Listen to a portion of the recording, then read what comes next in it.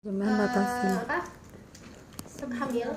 Sebelum hamil, pada saat hamil itu kita sudah mulai melakukan misal perawatan payudara, perbaiki gizi ibu itu agar laktasinya bagus.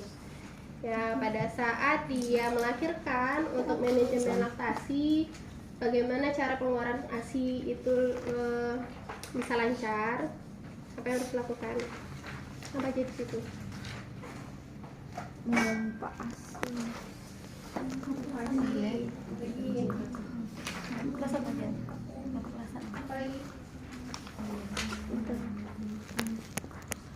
Senang nipas lah. Kecukupan gizi. Terus meyakinkan ibu untuk menyusui bayinya. Masih kecil membina ikatan emosional. Skala 2 kan bayinya lahir. Skala 3 itu sebelum memasuki skala 3 tuh bayinya sudah bisa ditempelkan di tubuh ibunya. Jadi lakukan inisiasi menyusui dini. Biasanya bayi akan menelusuri sendiri putingnya ada di mana, ya puting ibunya ada di mana. Nanti bayi bisa tahu lewat bau dan dari warna dari areola. Karena kan warnanya hitam. Kenapa warnanya lebih gelap? Itu untuk membantu bayi kan biasanya ya hanya baru bisa belum normal ya penglihatannya, tapi untuk warna gelap itu dia sudah bisa melihat. Ya, dia akan menelusuri dan menyusui sendiri. Itu lebih baik untuk dilakukan inisiasi menyusui dini. Habis itu pada masa neonatal tadi udah dijelaskan biasanya harus rawat gabung kalau nggak ada masalah atau penyakit pada ibunya dan penyakit pada bayinya. Setelah lahir bayinya akan rawat gabung. Ya, rawat gabung itu bayi dan ibu berada pada satu ruangan. Kalau dulu masih dipisah, bayi baru lahir ada yang masuk ke ruang perinatal, ibunya dirawat ruang terpisah. Ya, sekarang itu sudah digabungkan. Kemudian kalau untuk mau menyusui, ibu ya juga harus yakin bahwa dia mampu menyusui. Kalau ibunya udah pesimis, sudah stres duluan mau menyusui, itu ASINya bisa nggak lancar, nggak keluar. Karena untuk menghasilkan ASI yang bagus, untuk melancarkan ASI itu faktor pertamanya adalah dari ibunya, dari psikologis. Ibunya harus senang. Ya, kalau ibunya senang, tidak stres, ASINya banyak. Ya, jadi perlu dukungan dari keluarga, orang-orang sekitarnya. Kalau ibunya sedih, ibunya marah, ibunya tertekan, itu ASINya jadi berkurang, produksi ASINya menjadi tidak baik. Oke, kemudian pada ibu-ibu bekerja biasanya kita ibunya akan menyetok ASI. Ya, dia tidak bisa berada di samping bayinya terus-menerus. Ya, jadi perlu dibantu untuk memerah ASI. Memerah ASI bisa dengan tangan atau bisa dengan bantuan pumping. Oke, ini salah satu contoh alat untuk pompa atau pumping. Ini atasnya. Ya, ada itu. Oke, yang sekarang itu sudah ada yang digital, ada yang hands free.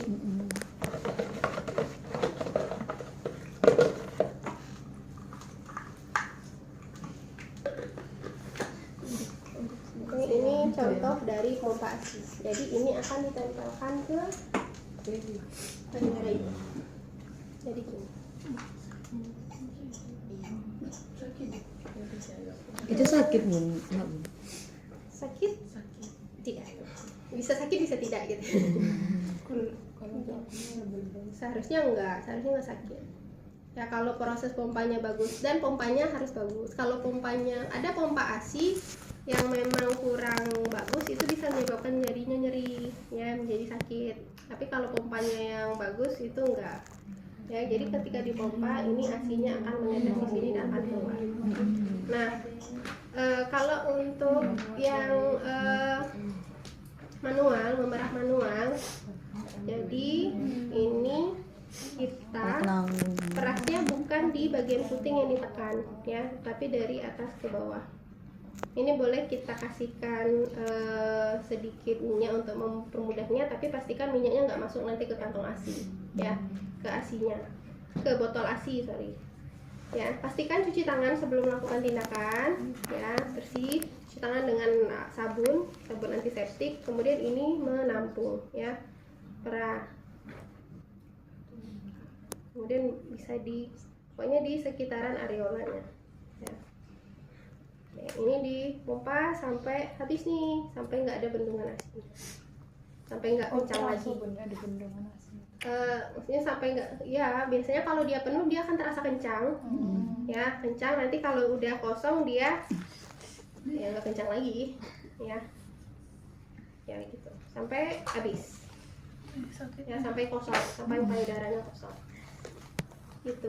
Nah ini kalau mau nyetok, jadi kantong asinya nggak ada ya. Iya, ada. Untuk nyetoknya, ini boleh letakkan di kantong asi. Biasanya banyak yang keluar yang bentuknya itu kayak ada pengaitnya ya, kayak ada krepnya. Atau bisa pakai botol kaca yang ada tutupnya karet. Nah, ya itu disimpan. Sebelum memasukkan ke freezer, itu biasanya kita masukkan dulu di chiller atau di kulkas bawah sampai suhunya agak dingin, ya sesuai dengan suhu di kulkasnya. Setelah itu baru pindahkan ke atas, agar dia tidak tiba-tiba berubah suhu dari asinya, karena yang keluar itu biasanya hangat. Ya sedikit hangatnya enggak, sedikit hangat ya. Kemudian kita normalkan dulu suhunya, sesuaikan dengan suhu kulkas, baru pindahkan. Bisa kita stok di freezer ya. Setelah dari freezer, nah di freezer itu kalau di luar itu asinya masih bisa bertahan sampai 1-2 jam kalau nggak dimasukkan. Kalau di freezer itu bisa di kulkas bawah, di chiller itu bisa 1 hari 6 jam masih bisa tahan loh ya. Kalau di freezer itu bisa, kalau kita letakkan di pintunya itu 3 bulan, tapi kalau diletakkan yang di dalamnya itu bisa sampai 6 bulanan bisa bertahan. Ya, jadi dilabeli ya, harus dilabeli jam berapa, kapan diambil asinya, kapan diperas, terus jam berapa, itu harus dicatat. Jadi biasanya kita keluarkan dulu yang lebih dahulu dikeluarkan. Kemudian untuk pemberiannya, yang dari kalau tadi kan masih dari freezer itu nggak boleh langsung dipanaskan, nggak boleh langsung dipanaskan, direbus juga nggak boleh ya, tidak boleh direbus. Jadi dia harus turun, diencerkan dulu, nanti boleh dibantu diencerkan dengan air mengalir, direndam dengan air biasa saja ya, jangan direndam dengan air panas. Kalau dengan air panas kadang yang kayak lemaknya itu dia akan muncul kayak lemak mencair gitu, nah ya, jadi dia akan endapannya nggak bagus, jadi dia struktur lemaknya itu akan rusak ya. Jadi untuk gizi yang masuk ke tubuh bayinya juga akan terjadi perubahan ya. Cukup dikeluarkan aja sampai dia encer. Kalau mau dihangatkan, biar hangat aja masuk ke tubuh bayi, sekadar aja direndam dengan air hangat ya, jangan direndam dengan air panas. Nah, untuk menyusui bayi ini, memberikan asinya kepada bayi itu sebenarnya pakai DOT itu tidak dianjurkan ya, sebenarnya tidak dianjurkan. Cuman kan kadang beberapa pertimbangan